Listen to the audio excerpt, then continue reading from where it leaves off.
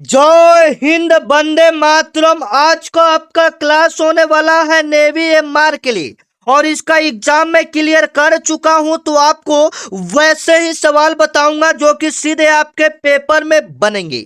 मैं कहूंगा साथियों, अगर आप इसमें एक सीट पक्की करना चाहते हो या सिलेक्शन लेना चाहते हो तो आज का यह क्लास आपके लिए सिलेक्शन वाली क्लास होगी।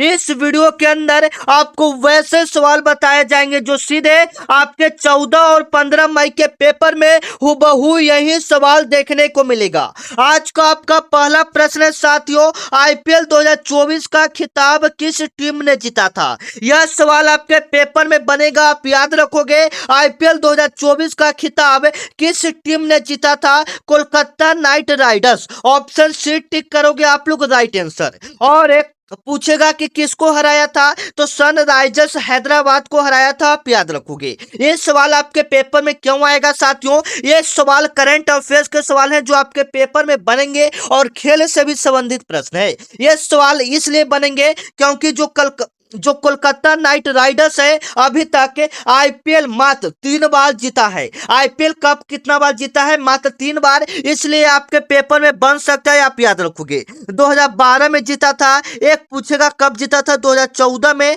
एक अभी फिलहाल 2024 में जीता है।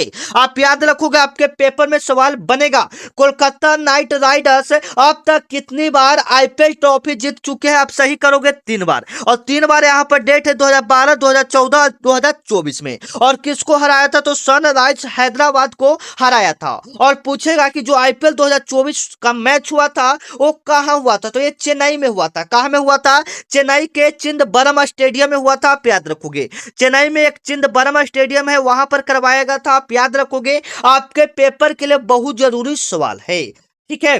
चलिए, और यहां से काफी सारे प्रश्न आ सकते हैं साथियों। यहां पर देखिएगा, सबसे ज्यादा तो आपके पेपर में जो सवाल बनता है मैं वो आपको बता देता हूं। डुरंड कप किससे संबंधित है? टेनिस कप किससे संबंधित है? संतोष ट्रॉफी किससे संबंधित है? दिलीप ट्रॉफी किससे संबंधित है? ऐसा सवाल। और यहां से तो पूछता ही है, लेकिन और भी पूछता है, वाटर पोलो में कितना खिलाड़ी होता है? वाटर पोलो में आपका 7 खिलाड़ी, पोलो में 4 खिलाड़ी, रग्बी फुटबॉल में 15 खिलाड़ी, क्रिकेट में 11 खिलाड़ी, फुटबॉल में 11 खिलाड़ी, हॉकी में 11 खिलाड़ी। आप याद रखोगे, ये सारे आपके पेपर के लिए बहुत जरूरी है। और आपके पेपर में बनेगा खेल दिवस कब मनाया जाता है? 29 अगस्त को। और आईपीएल वाला भी सवाल आपके पेपर में सवाल पूछे जाएंगे।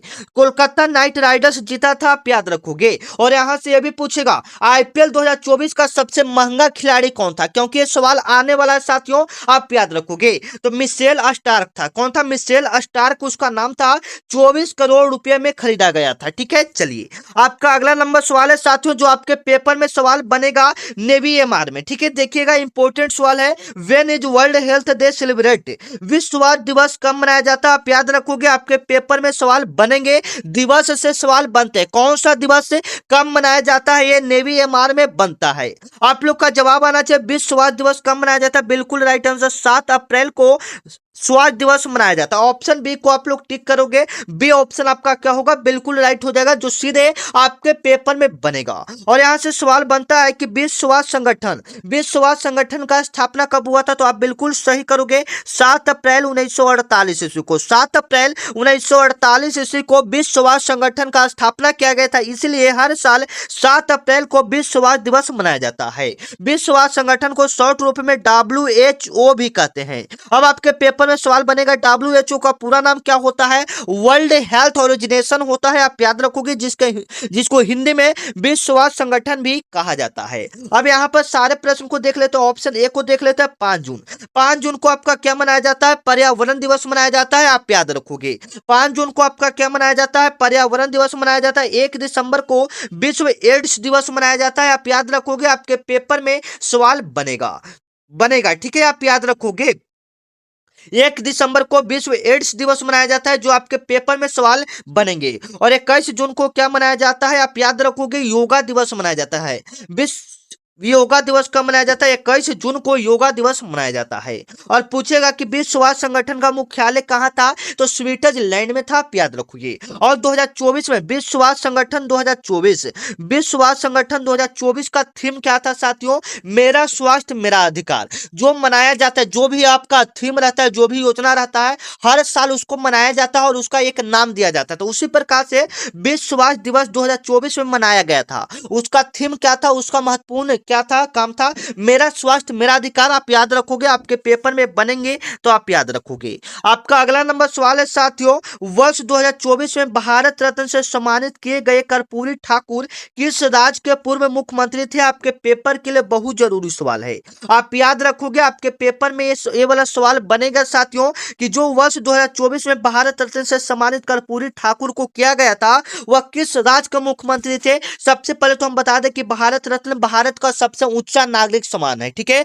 इसका स्थापना मतलब कब से शुरू हुआ था? 1954 से शुरू हुआ था, आप याद रखोगे, आपके पेपर में बनेगा। ये कब से शुरू हुआ था? 1954 से, आप याद रखोगे, ठीक है ना। तो यहाँ पर पूछ रहा है क्या किस राज्य के पूर्व मुख्यमंत्री थे? ऑप्शन सी टिक करोगे, बिहार राज्य के मुख्यमंत्री थे, आप याद रखोगे। अभी वर्तमान समय में कुछ महीने पहले बिहार के मुख्यमंत्री बदल चुके हैं, तो आप लोग याद करिएगा, हो सकता है दे दे, ऐसे तो कोई चांस नहीं है कि देने का, ठीक है।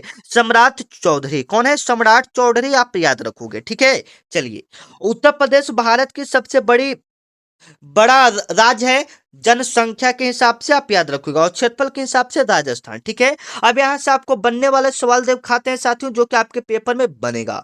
इनको पूछेगा कि मरने के बाद भारत रत्न से सम्मानित करने वाले पहले व्यक्ति, पहला नहीं, बिहार के व्यक्ति कौन थे? तो कर्पूरी ठाकुर थे, आप याद रखोगे, ठीक है। अब यहां से क्या क्या सवाल बन सकता है? जननायक किन्हें कहा जाता है? तो कर्पूरी ठाकुर को जननायक, ये सब आने वाला प्रश्न है, तो आप इसको अच्छे से मार्क करोगे, ठीक है। जननायक किसको कहते हैं? जननायक, जननायक हम लोग कर्पूरी ठाकुर को कहते हैं, याद रखोगे, ठीक है।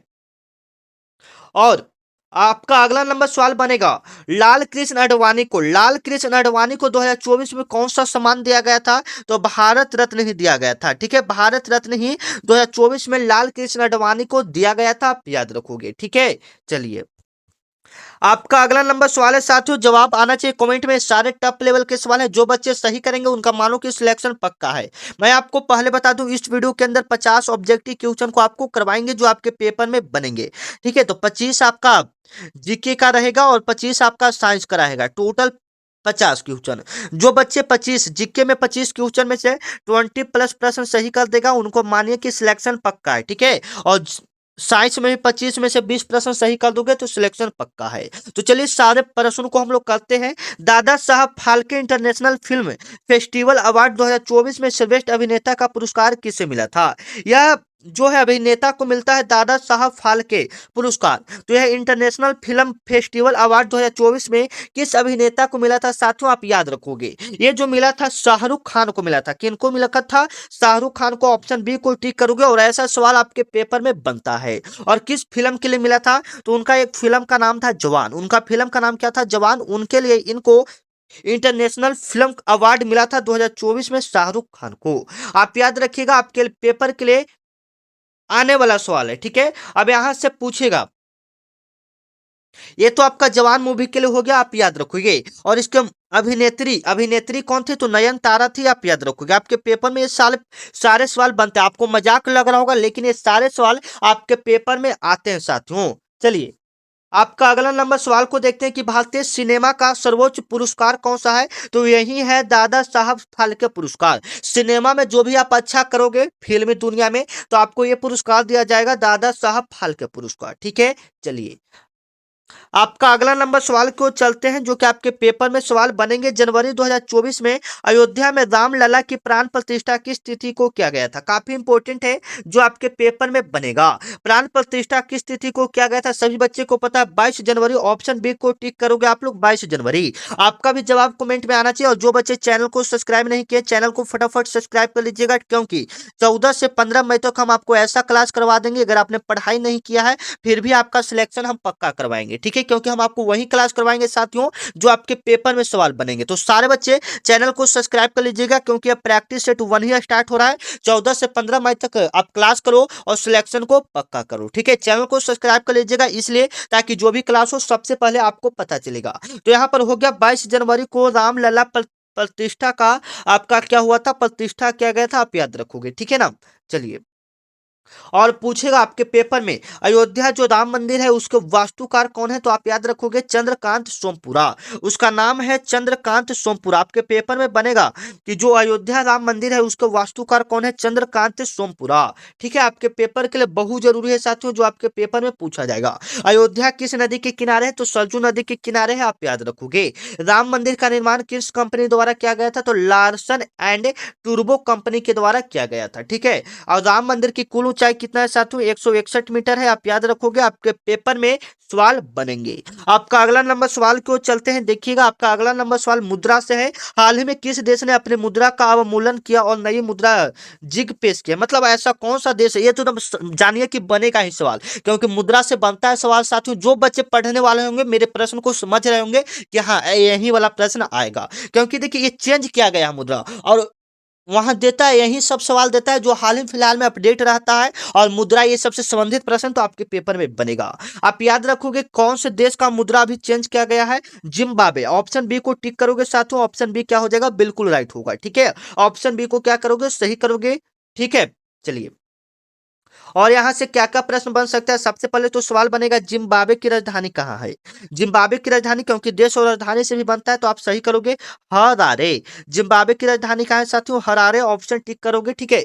जिग का मुद्रा का पूर्ण रूप क्या है, मतलब ये पेश क्या है, जिग। वहां का जो नया मुद्रा जिम्बाब्वे बनाया गया है जिग, उसका पूरा नाम क्या होता है, जिम्बाब्वे गोल्ड होता है, जिम्बाब्वे गोल्ड। इसका जिग अपना अपना एक अलग निकाला है जिसका पूरा नाम जिम्बाब्वे गोल्ड होता है, ठीक है। चलिए, आपका अगला नंबर सवाल है, और हाल ही में किस देश ने अपनी मुद्रा का 35% अवलंबन किया है, मतलब एक और भी देश है जो अपने मुद्रा को पूरी तरह तो नहीं लेकिन 35% चेंज किया है, उसका नाम है मिस्र। आप याद रखोगे इजिप्ट उसको, ठीक है। दक्षिण अफ्रीका का मुद्रा का नाम क्या है, कोई बच्चे बता सकते हैं, आपके पेपर में पूछा गया सवाल है।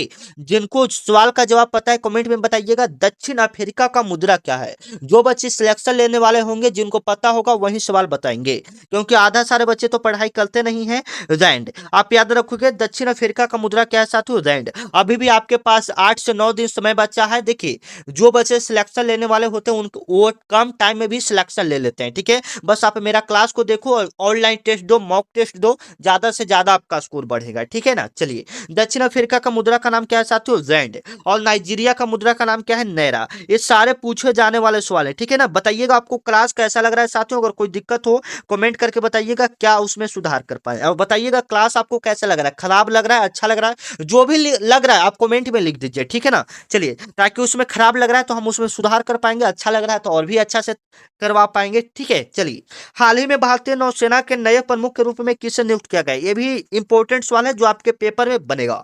आपका जवाब आना चाहिए, हाल ही में किसे नौसेना का प्रमुख नियुक्त किया गया, आपको कई बार बता चुके हैं, एडमिरल दिनेश कुमार त्रिपाठी को। ऑप्शन बी को क्या करोगे, बिल्कुल सही करोगे। एडमिरल दिनेश कुमार त्रिपाठी को नए नौसेना का प्रमुख घोषित किया गया। कब किया गया था, आप याद रखोगे 30 अप्रैल 2024 ईस्वी को। 30 अप्रैल 2024 ईस्वी को आप याद रखोगे, आपके पेपर में सवाल बनेगा। और केमे ए नौसेना के प्रमुख बने तो 26वें नौसेना के प्रमुख बने, आप याद रखोगे। आपके पेपर में बनेगा कि नौसेना दिवस कब मनाते हैं, 4 दिसंबर को मनाते हैं। भारतीय नौसेना का आदर्श वाक्य क्या है, मोटो उसका क्या है, स नो वरुणा, मतलब जल ही हम, जल का देवता हमारे लिए रक्षा करते हैं, ऐसा उसका अर्थ होता है, ठीक है। चलिए, और पूछेगा कि वर्तमान में भारत के थल सेनाध्यक्ष कौन है, थल सेनाध्यक्ष कौन है, आप याद रखोगे। इसमें ऑप्शन तो नहीं है लेकिन हम आपको नाम बता देते हैं, जनरल उपेंद्र द्विवेदी। आपका अगला नंबर सवाल पूछेगा कि नौसेना के दक्षिणी कमान का मुख्यालय कहाँ है, नौसेना के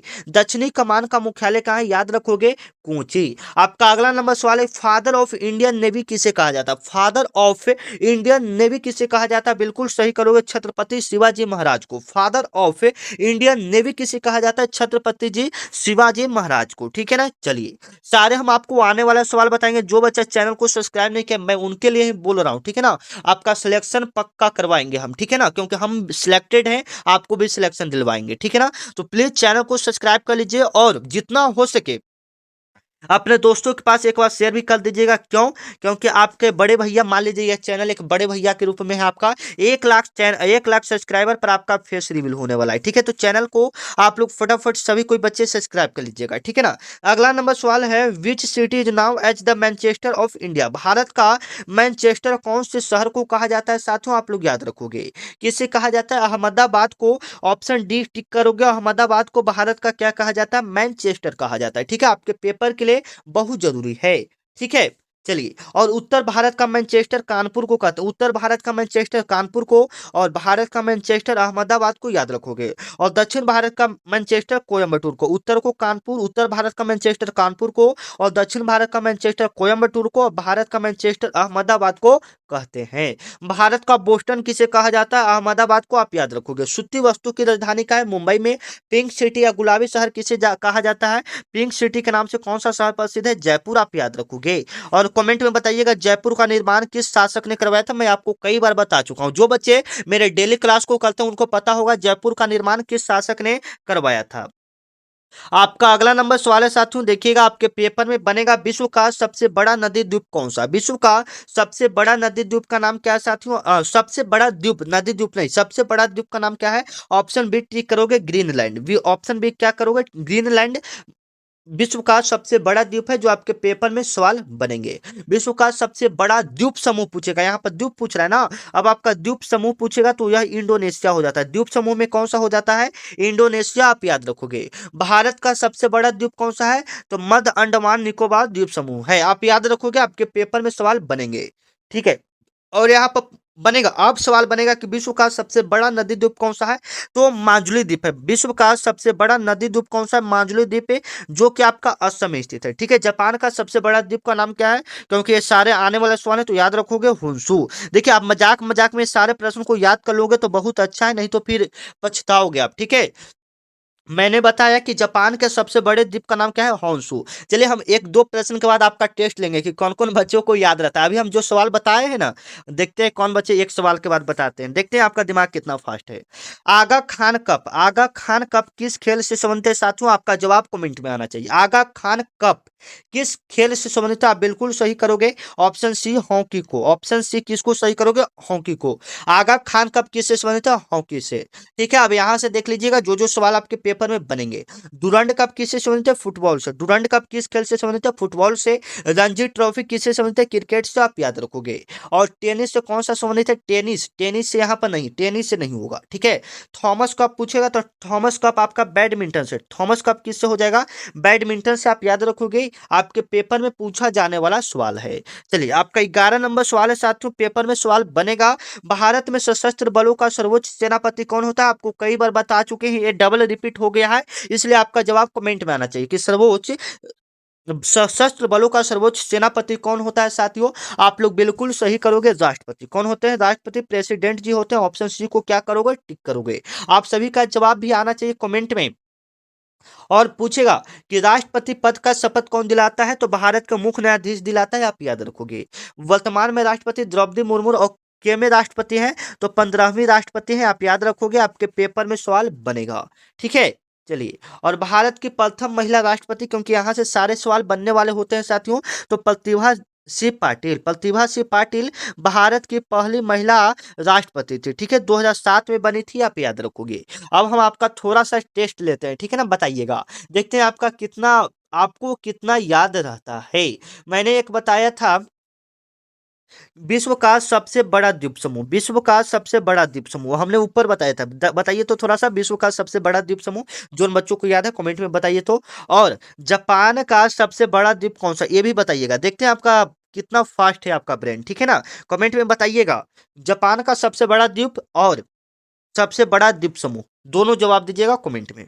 चलिए, आपका अगला नंबर सवाल है साथियों, जो आपको कई बार बता भी चुके हैं कि which is the brightest planet in the solar system. सौर मंडल का सबसे चमकीला ग्रह कौन सा है साथियों? आप बिल्कुल सही करोगे, आपके पेपर के लिए बहुत जरूरी है सौर मंडल का सबसे चमकीला, ये सभी बच्चे को पता है। आपका जवाब 12 नंबर का आना चाहिए। ठीक है ना, 12 नंबर का सही जवाब। और पूछेगा रेड प्लेनेट या पिंक प्लेनेट किसको कहते हैं? तो मार्स यानी मंगल ग्रह को कहते हैं, आप याद रखोगे। ठीक है ना, और लार्जेस्ट प्लेनेट, सबसे बड़ा प्लेनेट किसको कहते हैं? तो बृहस्पति को कहते हैं। ठीक है, कौन सा ग्रह जिसके चारों ओर रिंग्स यानी वलय पाए जाते हैं? तो शनि ग्रह के चारों ओर वलय पाए जाते हैं। ठीक है, आप याद रखोगे। हालांकि 12 नंबर का जवाब आप लोग के कमेंट में आना चाहिए साथियों। ठीक है, तब आपका ज्यादा से ज्यादा स्कोर होगा लास्ट में हम आपका स्कोर पूछेंगे। अगला नंबर है कि गिर नेशनल पार्क, गिर राष्ट्रीय उद्यान कहाँ स्थित है? आपका जवाब आना चाहिए। गिर राष्ट्रीय उद्यान जो है साथियों, एक कहाँ में स्थित है? आप बिल्कुल सही करोगे, गुजरात, ऑप्शन सी को टिक करोगे। गुजरात में आपका गिर राष्ट्रीय उद्यान है, जो आपके पेपर के लिए बहुत प्रसिद्ध है। और पूछेगा कि गिर राष्ट्रीय उद्यान किस जानवर के लिए प्रसिद्ध है? एशियाई शेर के लिए। ये किसके लिए प्रसिद्ध है? एशियाई शेर के लिए। आप याद रखोगे, यह किसके लिए प्रसिद्ध है? एशियाई शेर के लिए। आपका अगला नंबर सवाल है काजीरंगा नेशनल पार्क। काजीरंगा, आप पूछेगा काजीरंगा जो आने वाला सवाल है वो आपको करवाते हैं। काजीरंगा नेशनल पार्क किसके लिए प्रसिद्ध है? एक सींग वाले गैंडा के लिए। भारत का प्रथम राष्ट्रीय उद्यान कौन था? तो उसका नाम था जिम कॉर्बेट राष्ट्रीय उद्यान। इस सारे राष्ट्रीय उद्यान से पेपर में आने वाले सवाल हैं। भारत का पहला राष्ट्रीय उद्यान जिम कॉर्बेट राष्ट्रीय उद्यान, जो कि उत्तराखंड में था। सुंदरवन नेशनल पार्क कहाँ में था? पश्चिम बंगाल में। आप याद रखोगे। ठीक है, दुनिया का एकमात्र तैरता हुआ पार्क कौन सा है? तो केबुल लामजाओ है, जो कि मणिपुर में है। सिमलीपाल कहाँ में है? ओडिशा में। आप याद रखोगे, आपके पेपर के लिए बहुत जरूरी है। आपका जवाब आना चाहिए साथियों। भारत की प्रथम महिला गवर्नर कौन थी? भारत की प्रथम महिला राज्यपाल कौन थी साथियों? आप बिल्कुल सही करोगे, option B Sarojini Naidu. Option क्या सही करोगे? ऑप्शन बी सही करोगे, ऑप्शन बी। ठीक है, सरोजिनी नायडू। इन्हें नाइटिंगेल ऑफ इंडिया या भारत कोकिला के नाम से भी जाना जाता है। ठीक है, आप याद रखोगे। और भारत की प्रथम महिला मुख्यमंत्री की बात करेगा, ऑप्शन ए टिक करोगे, सुचेता कृपलानी को। ठीक है, भारत की पहली महिला प्रधानमंत्री इंदिरा गांधी को सही करोगे। ठीक है, और सुप्रीम कोर्ट की पहली महिला न्यायाधीश कौन थी? फातिमा बीबी। फातिमा बीबी, आप याद रखोगे, आपके पेपर में सवाल बनेंगे। माउंट एवरेस्ट पर चढ़ने वाली भारत की पहली महिला कौन थी? बछेंद्री पाल। आप याद रखोगे, आपके पेपर में सवाल बनेंगे। आपका अगला नंबर सवाल है पेरिस ओलंपिक 2024 के लिए भारत के ध्वजवाहक के रूप में किसे चुना गया है? पेरिस ओलंपिक 2024 के लिए भारत के ध्वजवाहक के रूप में किसे चुना गया है साथियों? आप लोग बिल्कुल सही करोगे। तो ये चुना गया है शरद कमल को। ये किसको चुना गया है? शरद कमल को। बी ऑप्शन आपका क्या होगा? बिल्कुल राइट होगा, जो सीधे आपके पेपर में बनेंगे। पेरिस ओलंपिक 2024 के लिए भारत के ध्वजवाहक के रूप में किसे चुना गया? शरद कमल को चुना गया। आप याद रखोगे। ठीक है ना, चलिए, ये पेपर के लिए बहुत जरूरी है, आप याद करोगे। ठीक है ना, शरद कमल को चुना गया है। ठीक है ना, चलिए। और पेरिस पेरिस ओलंपिक 2024 का आयोजन किस देश में किया जाएगा? पेरिस ओलंपिक 2024 का आयोजन किस देश में हुआ? ठीक है, हो ना गया। ये आपका फ्रांस में हुआ था। कहाँ में हुआ था? पेरिस नाम ही है, तो फ्रांस की राजधानी पेरिस में। ठीक है, आप याद रखोगे। टोक्यो ओलंपिक में स्वर्ण पदक जीतने वाला भारतीय कौन था? तो नीरज चोपड़ा। आप याद रखोगे, आपके पेपर में ये सब आने वाले सवाल हैं। चलिए, और ओलंपिक खेल कितने वर्षों बाद होता है? कोई बच्चे बताएंगे? 4 वर्षों बाद होता है। नोबेल पुरस्कार जीतने वाले प्रथम भारतीय कौन थे? नोबेल पुरस्कार जीतने वाले प्रथम भारतीय रविन्द्रनाथ टैगोर। ऑप्शन सी को टिक करोगे, ऑप्शन सी। ठीक है, चलिए, ऑप्शन सी क्या करोगे? टिक करोगे, रविन्द्रनाथ टैगोर। इनको 1913 में यह नोबेल पुरस्कार मिला था गीतांजलि साहित्य के लिए। ठीक है, आप याद रखोगे। आपका अगला नंबर सवाल है कि सीवी रमन को नोबेल पुरस्कार कब मिला था? सीवी रमन को नोबेल पुरस्कार कब मिला था? 1913 में। आप याद रखोगे, आपके पेपर में पूछा जाने वाला सवाल है।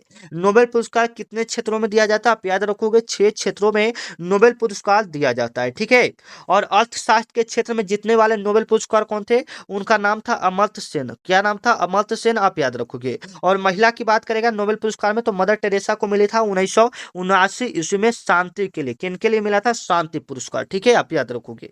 चलिए, आपका अगला नंबर सवाल है कि भारत में डीआरडीओ के अध्यक्ष कौन है? भारत में डीआरडीओ के अध्यक्ष कौन है? डीआरडीओ आप लोग पूरा जानते होंगे इसके बारे में। ये भी एक प्रकार का अंतरिक्ष अनुसंधान संगठन है। यहाँ पर भी जैसे में आपका नेवी एक संस्था है, उसी प्रकार से डीआरडीओ भी एक संस्था है। तो इसका बात करेंगे तो doctor Sameer V Kamat, option B को क्या करेंगे? टिक करेंगे। और doctor Sameer V Kamat DRDO के अध्यक्ष हैं। आप याद रखोगे, डीआरडीओ का स्थापना 1958 में हुआ था। आप याद रखोगे, आपके पेपर में सवाल बनेंगे। और इसका मुख्यालय नई दिल्ली में है। आप याद रखोगे।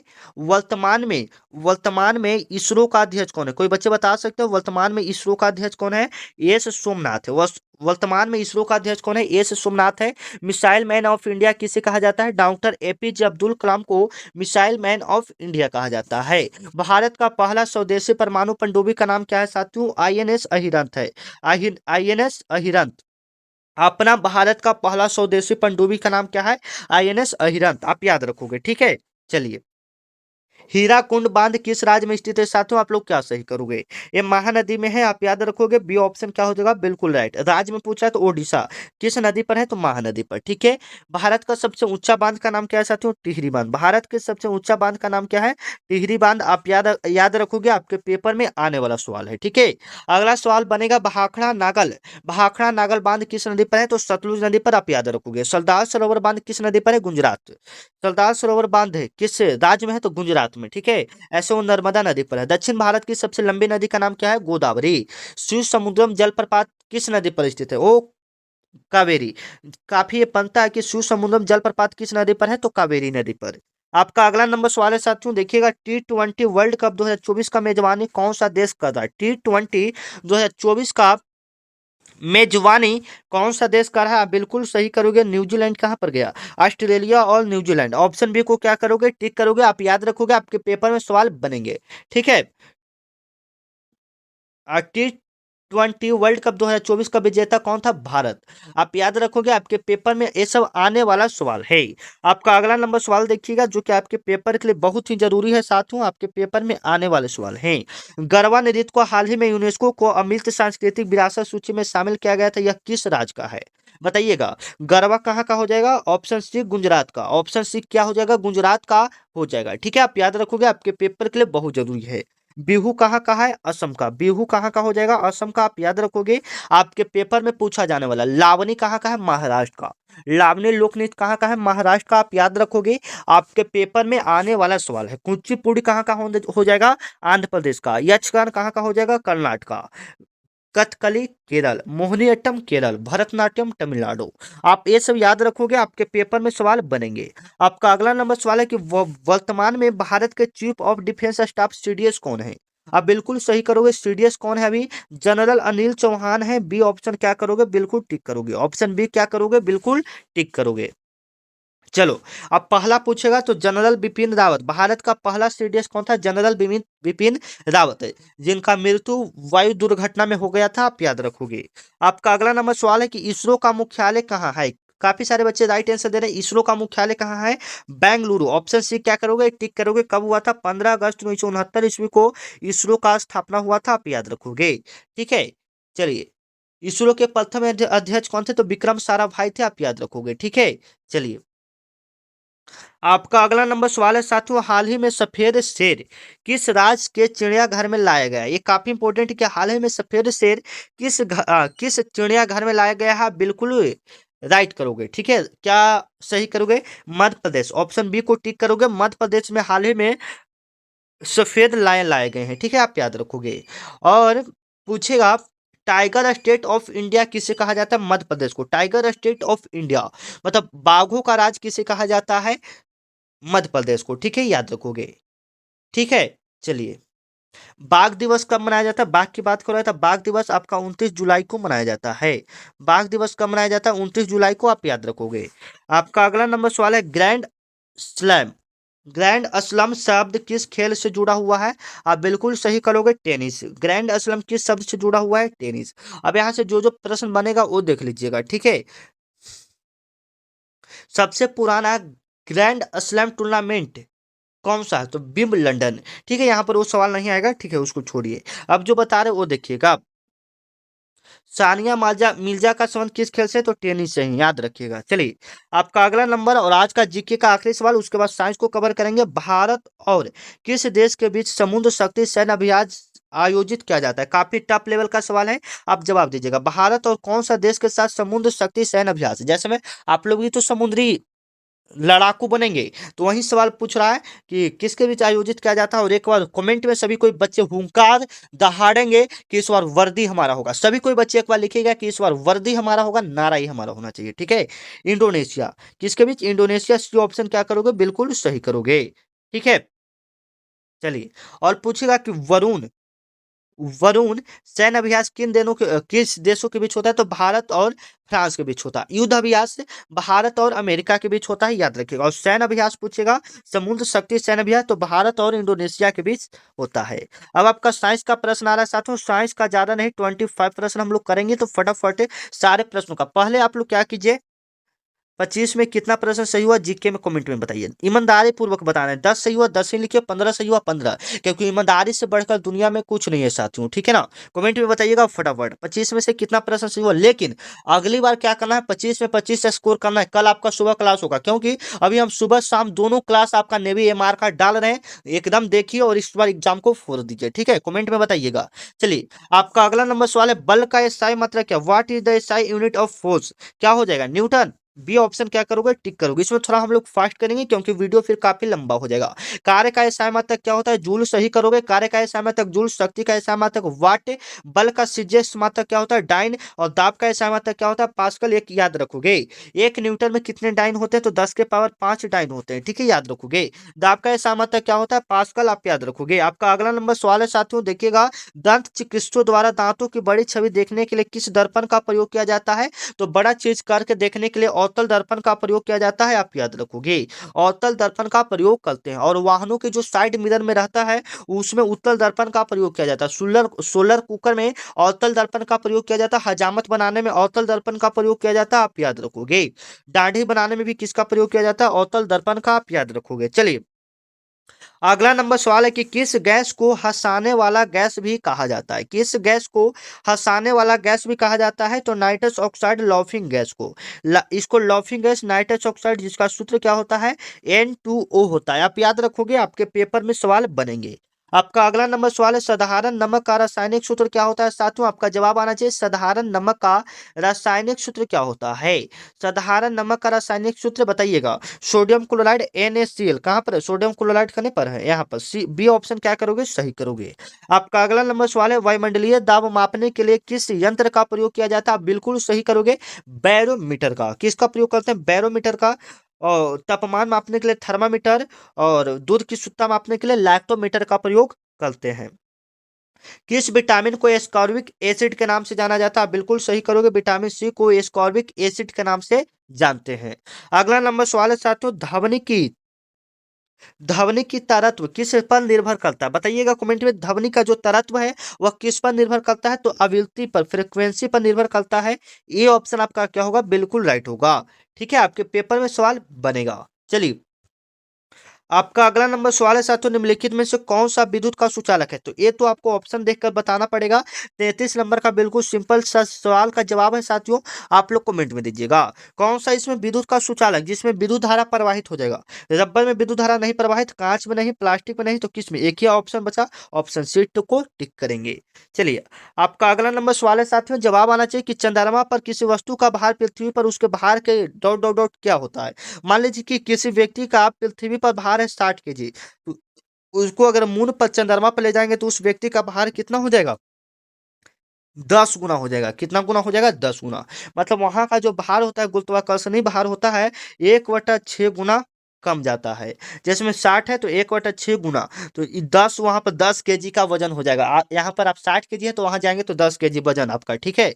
चलिए, आपका अगला नंबर सवाल है कि शुद्ध जल का पीएच मान कितना होता है साथियों? तो शुद्ध जल का पीएच मान ना 7 से कम होता है ना 7 से ज्यादा, 7 होता है, ठीक है। बी ऑप्शन आपका क्या होगा? बिल्कुल राइट हो जाएगा, जो सीधे आपके पेपर में सवाल बनेगा। खून का पीएच मान 7.4 होता है, आप याद रखोगे। चलो, आपका अगला नंबर सवाल है, स्कर्वी रोग किस विटामिन के कारण से होता है? स्कर्वी रोग किस विटामिन के कारण से होता है? बताइएगा। विटामिन सी के कारण से स्कर्वी रोग होता है।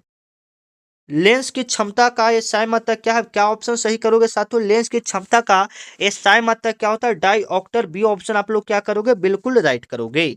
आपका अगला नंबर सवाल है, किस रक्त समूह को सर्वदाता रक्त समूह कहा जाता है? मतलब कौन सा ऐसा है जो जो सभी व्यक्ति को खून दे सकता है? तो वो आपका हो जाएगा ओ। कौन सा रक्त समूह हो जाएगा? ओ। कौन सा हो जाएगा? ओ। और सभी से कौन ले सकता है? ए बी, ठीक है। चलिए, एलपीजी का मुख्य घटक क्या है? एलपीजी का मुख्य घटक क्या है? ब्यूटेन और प्रोपेन, आप याद रखोगे, ब्यूटेन और प्रोपेन। सी ऑप्शन आपका क्या होगा? बिल्कुल राइट होगा। चलिए, आपका अगला नंबर सवाल है कि सफेद प्रकाश का 7 रंगों में विभाजित होना क्या कहलाता है? सफेद रंगों का 7 रंगों में विभाजित होना क्या कहलाता है? 7 रंगों में ये विक्षेपण कहलाता है। क्या कहलाता है? विक्षेपण, आप याद रखोगे। आपका अगला नंबर सवाल है, 41 नंबर सवाल है, जवाब दीजिएगा आप लोग। लोहे में जंग लगना किसका उदाहरण है? कोई बच्चे बता सकते हैं? लोहे में जंग लगना किसका उदाहरण है साथियों? किसका उदाहरण है? केमिकल चेंज का, यानी रासायनिक परिवर्तन का है। बी ऑप्शन क्या करोगे? टिक करोगे। आपका अगला नंबर सवाल है, मानव शरीर का सबसे बड़ा अंग कौन सा है? मानव शरीर का सबसे बड़ा अंग क्या होगा? त्वचा, स्किन। सी ऑप्शन सही करोगे। आपका अगला नंबर सवाल है, पृथ्वी के लिए ऊर्जा का प्राथमिक स्रोत क्या है साथियों? पृथ्वी के लिए ऊर्जा का प्राथमिक स्रोत आपका सूर्य। बी ऑप्शन टिक करोगे। आपका अगला नंबर सवाल है, ध्वनि तरंगे किससे होकर नहीं गुजर सकती? ऑप्शन किसको टिक करोगे? ऑप्शन टिक करोगे। ध्वनि तरंगे किससे होकर नहीं गुजर सकती है? किससे नहीं होकर गुजर सकती, बताइए? निर्वात से। निर्वात। निर्वात कहां पर है? D option D, vacuum. ठीक है, चलिए। जहां पर हवा नहीं रहेगा वहां पर आवाज गुजर ही नहीं सकता है, वहीं पर वो सवाल पूछ रहा था। ठीक है। अगला नंबर सवाल, अग्निशामक यंत्रों में किस गैस का प्रयोग किया जाता है? आपका जवाब आना चाहिए। अग्निशामक में किस यंत्र का प्रयोग किया जाता है? ऑप्शन बी टिक करोगे, कार्बन डाइऑक्साइड। आपका अगला नंबर सवाल है, ओम किस भौतिक राशि का इकाई है? ओम किस भौतिक राशि का इकाई है? प्रतिरोध का। ऑप्शन बी टिक करोगे। आपका अगला नंबर सवाल है, 47, पृथ्वी से पलायन वेग कितना है? ऑप्शन बी टिक करोगे, 11.2 किलोमीटर प्रति सेकेंड। 48 नंबर सवाल है, कौन सी धातु कमरे के तापमान पर तरल अवस्था में पाई जाती है? ऑप्शन टिक करोगे, बी पारा मरकरी। आपका अगला नंबर सवाल है, पित्तल किनका मिश्र धातु है? पित्तल किनका मिश्र धातु? ऑप्शन टिक करोगे, तांबा और जस्ता। Option B. इसका ट्रिक, पिताजी। पी का मतलब पित्तल, ता का मतलब तांबा, मतलब पित्तल किसके किसके से मिलकर बनता है? तो ता का मतलब तांबा और जी का मतलब जिंक। पिताजी। ट्रिक याद रखोगे तो आपको तांबा और जिंक, पित्तल का मिश्र धातु याद रहेगा। आपका अगला नंबर सवाल है, आखिरी सवाल, चिट्टी के डंक में कौन सा अम्ल होता है? चिट्टी के डंक में आपका फॉर्मिक अम्ल या एथोनोई मेथोनोइक अम्ल। ऑप्शन सी टिक करेंगे। आपने कितना प्रश्न सही किया साइंस का 25 में से? कमेंट में बताइएगा। सभी बच्चे कमेंट में जवाब देंगे आपका कितना प्रश्न सही हुआ। मिलते हैं नेक्स्ट वीडियो में, और चैनल को फटाफट सब्सक्राइब कर लीजिए, दोस्तों के पास शेयर करके सब्सक्राइब एक बार करवा दीजिए आप लोग। ठीक है, मिलते हैं नेक्स्ट वीडियो में, तब तक के लिए जय हिंद।